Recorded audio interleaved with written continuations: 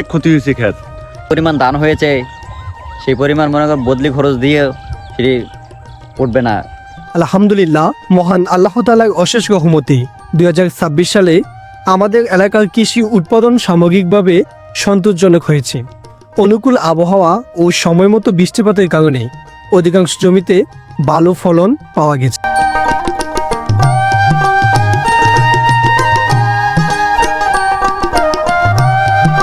চাষাবাদের শুরু থেকে শেষ পর্যন্ত আবহাওয়ার অবস্থা মোটামুটি অনুকূলই ছিল। বিশেষ করে শেষ পর্যায়ে হাওয়া, বৃষ্টিপাত জমির উর্বরতা বৃদ্ধি করে এবং ফসলের উৎপাদন আরও উন্নত করে।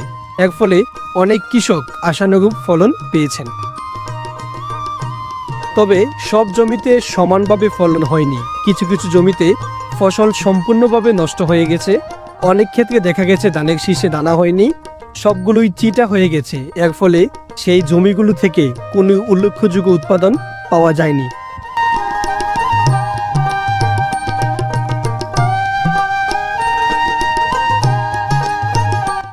যেসব জমিতে ফসল নষ্ট হয়েছে সেসব ক্ষেত্রে কৃষকরা মারাত্মক ক্ষতির সম্মুখীন হয়েছে। এমনকি অনেক সময় জমি কেনার খরচ ওঠে না।